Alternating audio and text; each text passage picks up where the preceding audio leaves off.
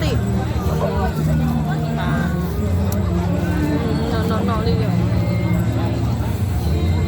Em mua tương.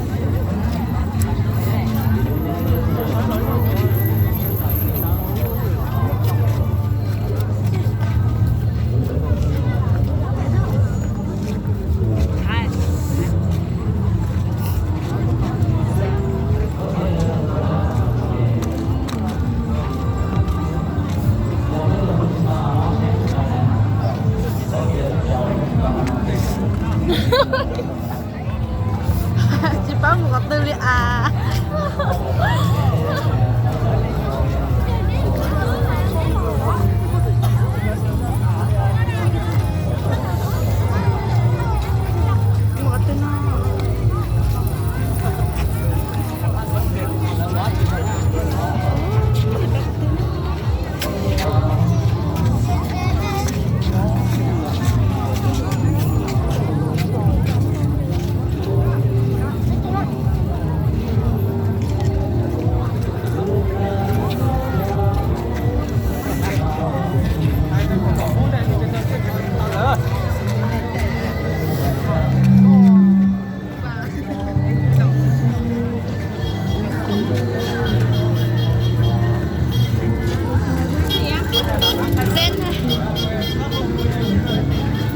Một tiền đấy. 10.000 à? Lệnh cho hết rồi.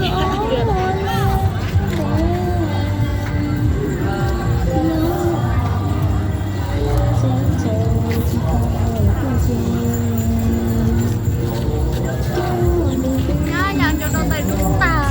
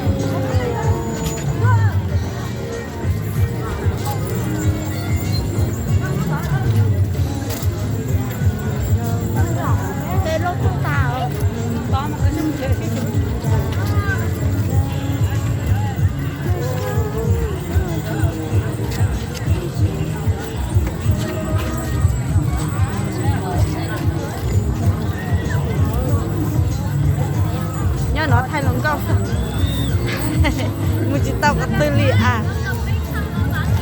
Bé uống đầu muỗng giặt có ai? Bé có chúng nó muốn đâu à? Gà ké. Dạ.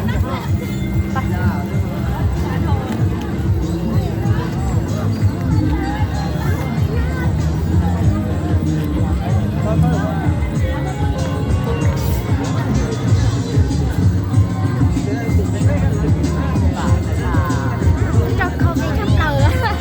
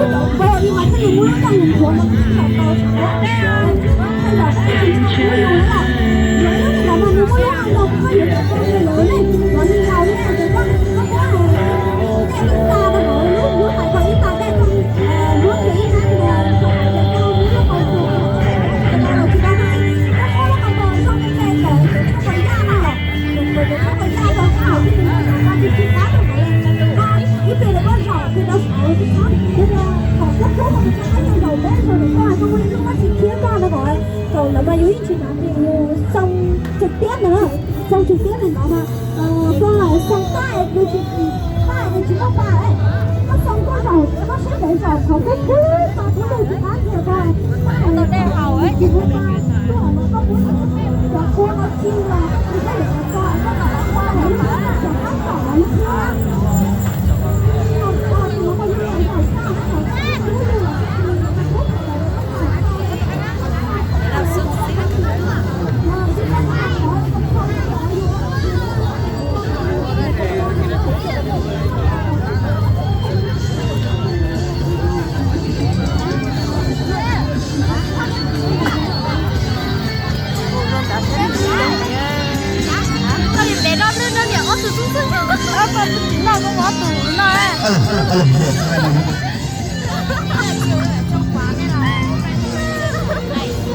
nó là chú chúng rồi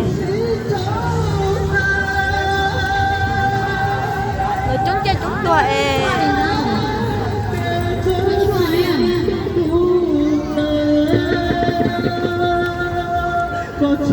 là chúng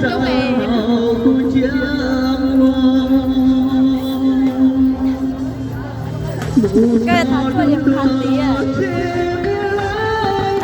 Mi giả. mi giả nhá à trang điểm sắp tí đi Đúng giả mi giả.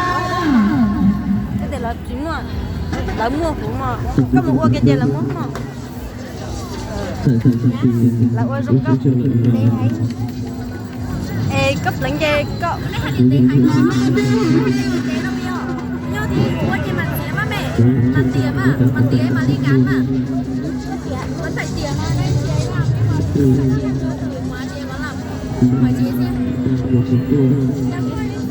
sẽ có bao nhiêu Muốn đọc muốn lo cho. hai qua chỉ cả chịu qua thôi mà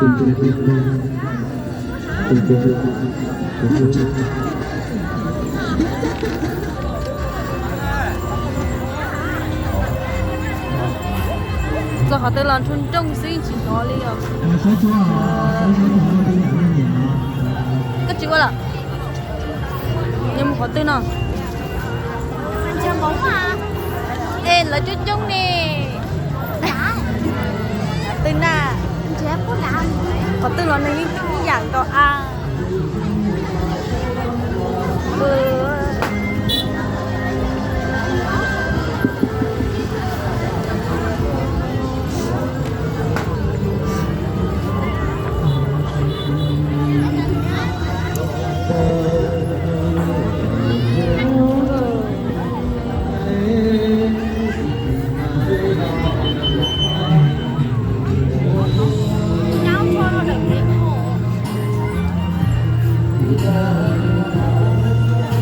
cho trẻ mong lo tôi nhớ mà nhớ không là gì nè hay cho trẻ mong lo tôi nhớ